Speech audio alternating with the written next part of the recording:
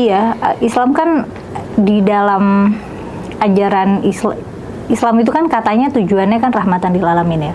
Dan mungkin itu emang selaras sama misi Nabi terutama di awal-awal turunnya Islam ya. Karena kan yang Nabi concern, yang Nabi pedulikan tuh misalnya kayak hak-hak perempuan, hak-hak anak, hak-hak budak gitu. Jadi misalnya Nabi nyaranin ke pedagang-pedagang yang punya budak, itu budaknya digaji dong, dipakein baju bagus gitu, atau kalau kamu mau lebih baik lagi bebaskan gitu. Terus perempuan-perempuan yang tadinya tidak mendapatkan warisan, kasihlah warisan setengah dari laki-laki gitu. Terus tadinya mahar perempuan itu untuk bapaknya, untuk walinya, jadinya Nabi bilang mahar pernikahan itu buat mempelai perempuan gitu. Nah, Nabi kan membuat banyak reformasi sosial dengan dasar itu, bahwa Islam itu rahmatan lil alamin, bahwa semua manusia di mata Tuhan itu sama gitu. Jadi Nabi berusaha menyamarkan kelas-kelas sosial, hierarki kelas sosial yang ada di sana saat itu. Selamat sore Mbak Kumaila. Selamat sore Mas Hendra. Terima kasih ya udah datang kembali, mudah-mudahan sehat selalu ya. Iya, terima kasih udah Jadi ngundang aku. trending topik di mana-mana seru lah ya. Mas Hendra ternyata seru ya. Oke, Mbak Mela, lagi-lagi hadirnya agama itu sebenarnya dulu gimana sih awal mulanya ada agama gitu? Ini penting untuk aku tanyakan gitu ya. Kenapa? Karena banyak sekali orang bertengkar itu gara-gara agama, baik yang satu agama maupun yang perselisihan antara agama satu dengan agama yang lainnya. Nah, dalam hal ini perspektif Mbak Kumaila gimana? Dari mana munculnya agama? Sebenarnya kalau misalnya kita mau lihat secara sejarah gitu ya, tapi gini dulu deh, miskonsepsinya ada di sini. Aku sebagai orang Islam, ya sejak kecil diajarinnya tuh seolah Islam itu adalah pusat peradaban gitu. Jadi yang menciptakan semesta ini adalah Tuhan orang Islam gitu ya, Tuhanku. Terus diturunkan Nabi Adam sebagai nabi gitu, sebagai utusan Tuhan gitu. Nah, jadi pengetahuan pertama yang aku dapat adalah ya agama Islam itu ya sudah ada sejak adanya semesta ini gitu, sejak zaman Nabi Adam gitu. Nah, itu kan miskonsepsi yang sangat umum ya di kalangan teman-teman Muslim. Tapi kalau misalnya kita mau secara apa adanya melihat sejarah, sebenarnya kan Nabi Muhammad menyebarkan Islam itu ya baru 1400 tahun yang lalu, dan sebelumnya ada nabi-nabi sebelumnya, tapi kan itu sebenarnya nabi-nabi Yahudi. Maksudnya kita orang Islam nggak mau dibilang Yahudi, tapi kita berbagi nabi yang sama dengan orang Yahudi gitu. Udah gitu agama Kristen itu ya karena satu timeline nama Nabi Isa itu 2000 tahun, terus Yahudi mungkin 4000-5000 tahun, dan sebelumnya itu agama-agama kuno gitu. Jadi agama Abrahamik itu agama yang relatif baru. Kalau kita mau tarik lagi lebih jauh, sebenarnya kan umat manusia itu sudah hidup di bumi 300.000 tahun gitu. Dan sebelum-sebelumnya ya kita tidak beragama gitu. Umat manusia tidak beragama, umat manusia ya seperti hewan pada umumnya gitu, tinggal di alam, cari makan, berburu gitu. Cuman seiring peradaban, seiring kita bisa hidup menetap ya, setelah revolusi agrikultur manusia mulai hidup menetap, mulai membuat institusi keluarga, mulai bercocok tanam, mulailah tuh bikin sistem politik, sistem perdagangan, sistem ekonomi, dan termasuk juga agama gitu. Jadi kalau misalnya dari mana munculnya agama ya sebenarnya bisa dibilang dari revolusi pemikiran manusianya gitu. Manusianya yang mengajarkan agama gitu, karena kan manusia-manusia mungkin sebutannya kayak manusia purba gitu, manusia zaman batu itu kan mereka nggak mikirin agama gitu, kayak mereka hidup ya untuk bertahan hidup aja gitu, nggak kayak kita sekarang. Jadi awalnya agama itu dibikin sebenarnya mungkin untuk mengatur kehidupan manusia begitu, supaya kemudian lebih jelas. Misalnya dengan agama kan nanti ada pernikahan dan lain sebagainya, jelas ini anaknya siapa, supaya orang itu yang tadinya melakukan apa-apa belum bisa bertanggung jawab menjadi lebih bertanggung jawab dengan adanya aturan-aturan dan lain sebagainya gitu kira-kira. Bisa jadi begitu. Ini tergantung agamanya agama apa ya. Kan ada nih agama yang memang bentuknya agama hukum gitu, yang mengatur. Yeah. Ada yang memang agama tuh cuma kayak kepercayaan aja, tapi dia tidak menjadi polisi moral gitu agamanya itu. Makanya aku selalu bilang agama tuh sebenarnya sangat berkelindan dengan politik dan budaya gitu. Karena dengan kita berpolitik dan berbudaya itu juga kan sebenarnya tujuannya untuk mengatur cara kita hidup gitu kan. Budaya itu kan membentuk norma gitu. Atau politik itu membentuk hukum. Nah, kalau misalnya masyarakatnya beragama kan nanti budaya dan politiknya juga menyesuaikan dengan agama masyarakatnya gitu. Jadinya karena kalau misalnya agama yang mengatur-ngatur itu jadinya kadang-kadang jadi gini, ada agama yang memang mengatur tapi pengaturannya itu bersifat individual gitu. Tapi ada juga yang memang bersifat komunal gitu. Jadi kalau misalnya dia melanggar gitu, berdosa, maka harus mendapatkan eksekusi publik misalnya. Itu ada ya, tergantung agama apa dan dalam konteks budaya dan politik yang gimana gitu. Oke. Nah, aku sekarang mulai masuk ke Islam sendiri gitu. Kan ada namanya Islam rahmatan lil alamin gitu ya. Itu kemudian yang sering disampaikan oleh guru-guru kita seperti almarhum Gus Dur, MH Ainun Najib, terus kemudian Mustafa Bisri, Gusmus gitu ya, dan beberapa tokoh-tokoh yang lainnya gitu.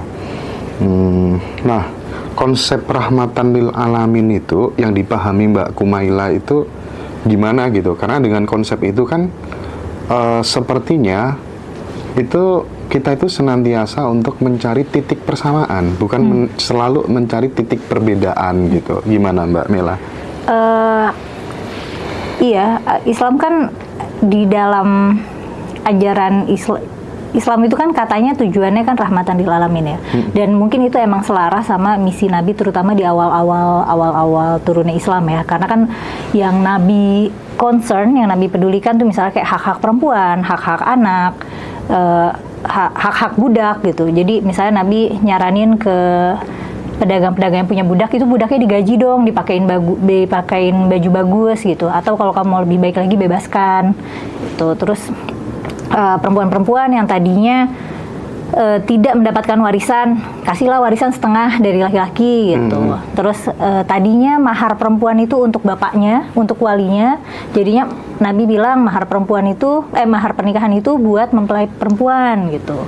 Nah, Nabi kan membuat banyak reformasi sosial dengan dasar itu, bahwa Islam itu rahmatan lil alamin, bahwa semua manusia di mata Tuhan itu sama gitu. Jadi Nabi berusaha menyamarkan kelas-kelas sosial, hierarki kelas sosial yang ada di sana saat itu gitu. Oke. Nah, andai kata Nabi sendiri masih hidup gitu Mbak Mela, kan ada ya dikotomi gitu. Ketika kemudian di luar Islam, maka mereka disebut sebagai kafir dan lain sebagainya gitu. Andai kata Nabi masih hidup, menurut Mbak Mela gimana? Dari mungkinnya dipelajari Mbak Mela selama ini dari hadis-hadis dan seterusnya gitu. Apakah perspektif itu tepat nggak kira-kira?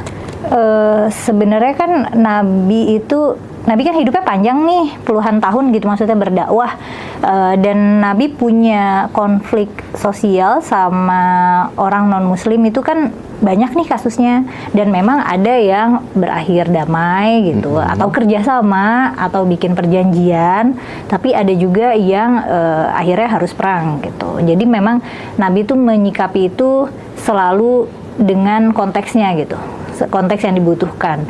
Nah, kalau misalnya ngelihat orang Indonesia sekarang kayak dikit-dikit kafir-kafir, itu kan sebenarnya nggak perlu.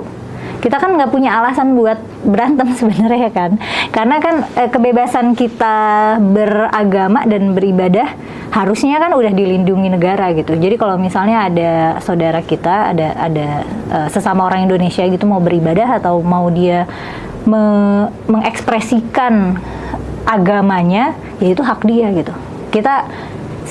Kita sebagai warga negara yang beradab harusnya memang tidak mencaci maki kayak gitu ya. Cuman itu PR berat ya.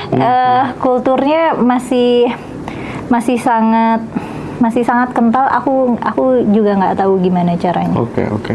Nah, sampai di titik ini kira-kira bagaimana Mbak Mela melihat teman-teman kita yang ngambil pada posisi agnostik ya, ateis gitu kan banyak ya ustadz-ustadz yang ramai membicarakan hal itu gitu, dan kemudian masyarakat mainstream sibuk untuk ngurusin kepercayaan orang lain, padahal yang lebih penting dari itu sebenarnya kan yang bisa kita berikan kepada banyak orang itu apa, sumbangsih kita itu apa, esensi hidup kan sebenarnya itu gitu. Nah, gimana Mbak Mela posisinya melihat teman-teman yang agnostik, ateis gitu?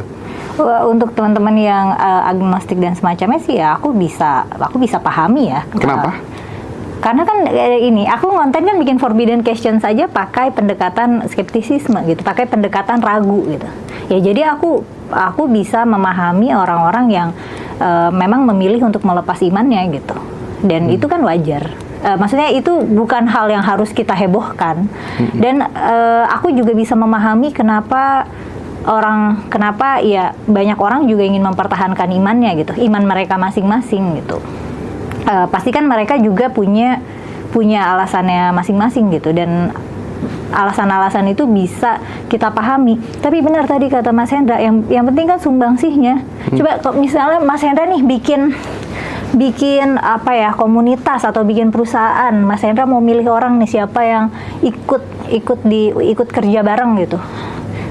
Pasti kan ya kalau misalnya mau komunitas itu sehat dan bertumbuh, Mas Hendra akan pilih orang, opsinya nih misalnya kita bikin kontras aja nih. Ini orang-orang beriman tapi catatan kriminal tinggi, kepribadiannya jelek.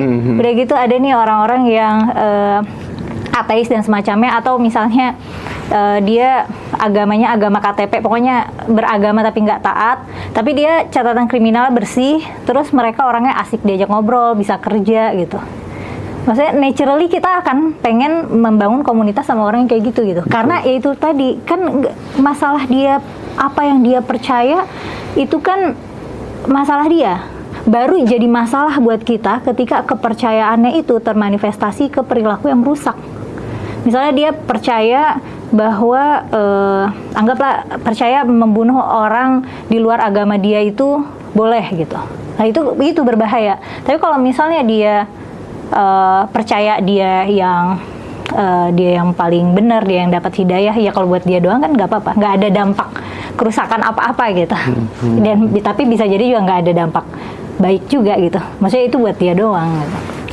Tapi memang sejauh ini bisa kita simpulkan bahwa keimanan seseorang itu seringkali tidak berjalan linier dengan attitude-nya, dengan perilakunya gitu ya. Atau mungkin misalnya kalau aku lebih generalisasi gitu, lebih ke generalisasi, kita tahu bahwa di negara-negara yang sekarang menjadi penguasa dunia itu kan bukan negara-negara yang religius gitu. Sementara kita yang sebut aja misalnya kayak Amerika yang kemudian akan digeser kekuasaan di dunianya oleh Cina misalnya, itu kan negara-negara yang tidak religius sebenarnya gitu. Antara religiusitas ya, keimanan yang kita masyarakat Indonesia yang mayoritas ya semuanya beragama, mengaku punya Tuhan gitu. Tapi kita masih kalah dari mereka gitu. Ini apa yang mungkin perlu ada evaluasi, perbaikan, sehingga kemudian agama itu memberikan sebuah kontribusi terhadap kemajuan sebuah negara gitu. Kita nggak terbelakang, itu gimana Mbak? Aku nggak tahu sih, tapi maksudnya kalau kita mengamati dunia, yang kita tahu agama tidak memberikan kontribusi kemajuan, agama terbukti tidak memberikan kontribusi kemajuan ke misalnya ke pendidikan. Kan orang-orang yang pintar bukan orang yang beragama kan, maksudnya yang pintar-pintar aja terlepas dari agamanya apa gitu. Mau itu dari pendidikan, ekonomi, yang kaya-kaya juga bukan orang-orang yang religius gitu. Pendidikan, ekonomi, teknologi, dan apa lagi? Ya militer, pokoknya semua kemajuan yang biasa kita nilai sebagai kemajuan itu drive-nya bukan agama, justru drive-nya dunia ya sih. Termasuk misalnya menjadi orang baik. Negara-negara yang rendah kriminal, mereka memang menciptakan lingkungan yang tidak ramah kriminal gitu. Bahkan kan katanya di sana penjaranya sepi, padahal penjaranya bagus. Mas Hendra suka lihat nggak kayak penjara misalnya di Norwegia, di Swedia itu tuh kayak sepi ya? Sepi, padahal itu kayak kos-kosan bagus.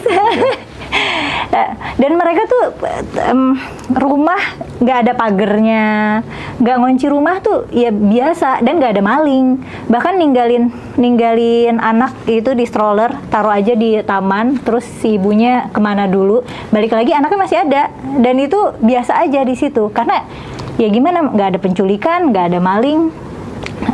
Memang mereka fokusnya bersama-sama menciptakan suasana yang aman. Kalau di Indonesia nih, aku juga nggak ngerti, semua dimalingin ya nggak sih? Sampai isi kabel maling, spion dimalingin. Kotak amal. Kotak amal, sandal, bener. Apa aja dimalingin gitu.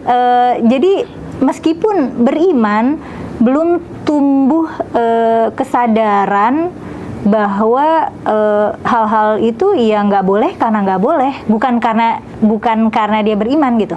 Sedangkan orang-orang misalnya di negara yang sangat rendah kriminal itu, mereka kan punya kesempatan buat mencuri atau apa gitu, karena orang-orangnya pada tidak waspada gitu. Tapi kan mereka tetap tidak melakukannya, mungkin karena melanggar hak orang lain itu tidak terbudayakan gitu. Sedangkan di sini tuh aku melihatnya sih masih mewajarkan gitu. Mungkin itu juga pengaruh pendidikan kali ya, Mbak Mela ya. Jadi mungkin di negara-negara misal sebut aja misalnya kayak Jepang gitu, justru orang-orang dengan pendidikan misalnya strata 3, doktor, profesor itu memilih untuk kemudian disuruh ngajar kelas-kelas yang terbawah, misalnya kayak anak-anak TK, SD gitu, untuk kemudian mengejawantahkan pentingnya berperilaku baik, attitude yang baik. Kalau itu bukan punyamu, jangan pernah mengambil gitu. Nah, mungkin dari pendidikan dari orang tua juga berpengaruh sekali gitu ya. Sementara kita tahu di Republik ini gaji guru berapa, ya kan?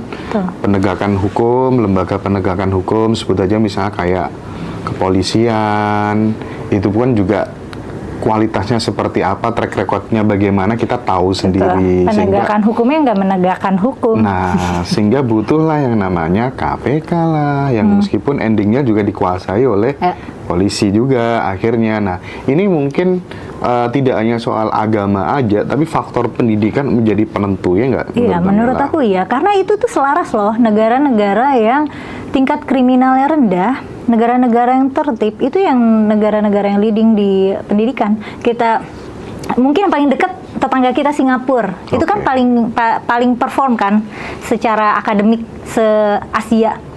Dan mereka paling tertib, nggak ada ya, yang nyampah aja nggak ada. Dan semuanya tuh tertib, teratur, nggak ada apa ya, pelanggaran yang kecil-kecil aja nggak ada, misalnya kayak parkir sembarangan atau gimana, karena mungkin ya mereka sudah terdidik, yang beneran terdidik. Menurut aku setuju sih, itu pendidikan ini transformatif. Kalau kita misalnya mau berubah menjadi lebih beradab, kuncinya berpendidikan, dan bahkan bukan beragama ya, karena pendidikan agama ini kan jadinya ada dua hal menurutku. Ada pendidikan agama yang motivasinya adalah ingin belajar, ingin mengetahui dan ingin memahami, tapi ada juga pendidikan agama yang motivasinya tuh beribadah, supaya dia ngerasa dekat sama Tuhan, ngerasa soleh, ngerasa tenang hidupnya gitu. Nah, dua pendekatan yang beda ini jadinya outcome-nya juga beda. mungkin yang pendidikan agama tujuannya ibadah, dia jadinya misalnya rajin tahajud, hatam Quran berapa kali gitu. Ini bulan puasa nanti tadarus sampai hatam berapa kali. Dan mungkin kalau yang fokusnya belajar, dia akan mengkaji misalnya literatur atau mencari sejarahnya, hal-hal yang kayak gitu. Motivasinya beda, yang satu ingin tahu dan ingin mengerti, satunya lagi ya pengen ngerasa enak secara spiritual gitu. Dan kadang kan dua hal itu nggak ketemu, karena ketika kita belajar itu kan rasanya nggak enak ya, akan ada perasaan capek, bingung, perasaan belajar yang gak enak, apa sih, susah gitu, ini kok nggak ngerti-ngerti gitu. Sedangkan kalau motivasinya ibadah, kita kan bisa tinggal dengerin kaset Quran gitu, adem gitu, dengerin ceramah ustadz favorit, adem gitu. Kita cuma ketika kita pendidikan agama tujuannya untuk beribadah, kita cuma menjadi kita tidak secara aktif, kita pasif. Tapi kalau misalnya tujuannya ingin belajar, ingin memahami, apa boleh buat kita menjadi subjek yang aktif gitu. Kita harus terus meneliti, terus mempertanyakan, terus menguji gagasan gitu, dan seterusnya. Katanya teman-teman, negara-negara yang maju itu dia mengimani kebenaran gitu. Nah, dan kebenarannya itu juga terukur. Masalahnya masyarakat kita aja belum bisa membedakan mana kebenaran yang objektif, mana kebenaran yang universal, dan mana kebenaran subjektif gitu. Nah, orang-orang yang berantem masalah agama ini, mereka nggak paham kalau misalnya iman dan agama itu adalah kebenaran subjektif gitu. Ya buatku yang Muslim, misalnya agama Tuhanku Allah gitu. Dan kalau misalnya ada orang yang Tuhannya lain, ya terserah, itu kebenaran buat dia, tapi bukan kebenaran buatku. Dan itu nggak apa-apa, itu bagian yang harusnya nggak diberantemin. Yang harusnya kita perhatiin tuh sebenarnya kebenaran yang terukur gitu.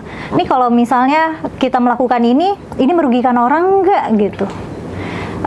Kalau misalnya kita melakukan ini kan salah, tapi sebenarnya ada yang dirugikan nggak gitu. Kadang suka ada hal-hal yang dianggap sebagai kesalahan, tapi sebenarnya nggak ada yang dirugikan gitu. Kayak misalnya apa ya, kalau yang paling receh, misalnya nih, perempuan haram memakai sepatu high heels. Pernah dengar nggak Mas? Kan kadang suka ada tuh fatwa-fatwa yang nggak tahu urgensinya apa, tapi ada fatwa haramnya gitu. Kalau fatwa yang aku dengar sekarang itu, orang kaya yang menggunakan LPG 3 kilo itu haram gitu. Karena udah langka ya. Tapi itu make sense ya gak sih Mas Hendra?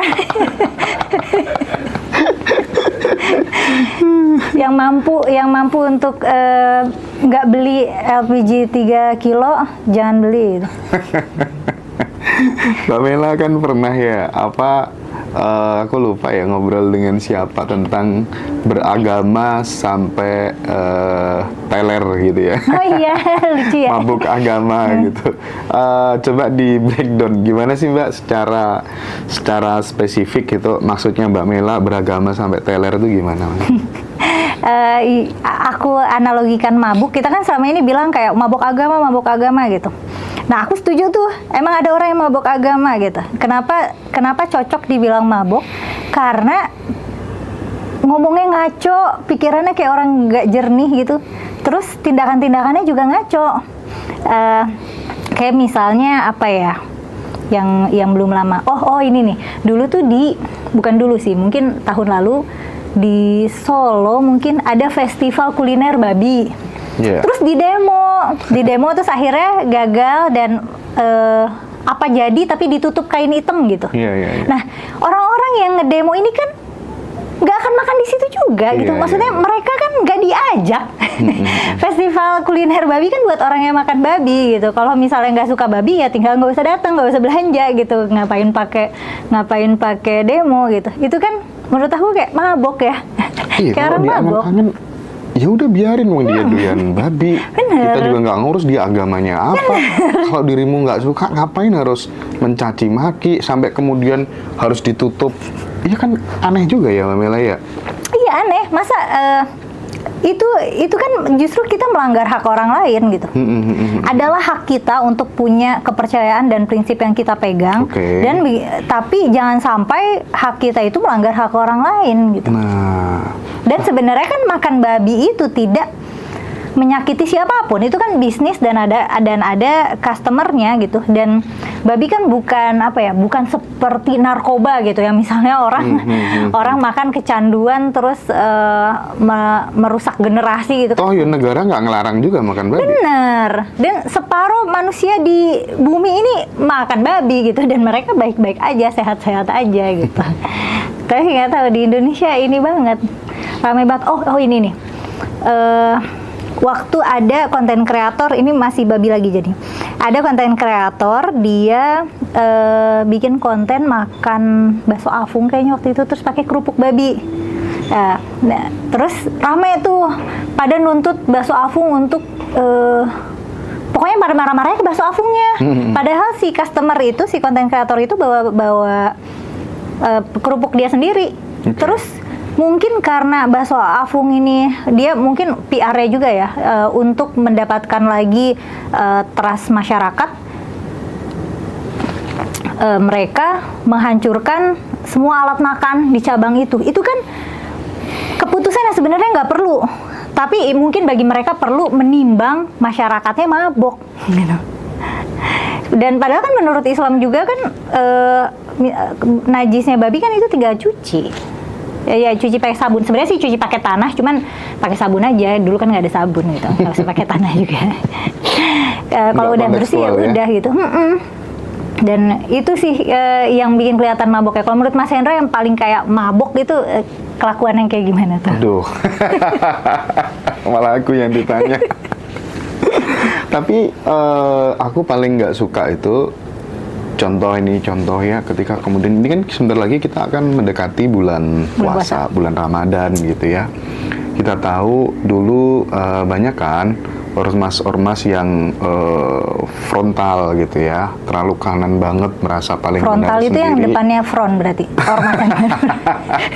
Ketika ada ibu-ibu misalnya dia makan di warung di bulan Ramadan sampai ditarik-tarik, sampai dipaksa-paksa, itu kan wah, itu merasa dirinya Tuhan mungkin ya. Artinya hal-hal seperti itulah yang kemudian kita sebagai orang yang berpikir waras itu jelas nggak bener gitu ya, mengatasnamakan agama tapi dengan kekerasan. Kayak orang nggak waras kan? Tadi kata Mas Hendra kita orang yang waras bisa lihat itu nggak bener gitu. Iya, berarti nggak waras memang.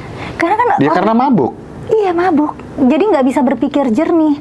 Padahal kan orang Islamnya sendiri ada yang nggak puasa loh. Misalnya ada ibu yang menyusui, ada anak-anak, ada perempuan yang haid.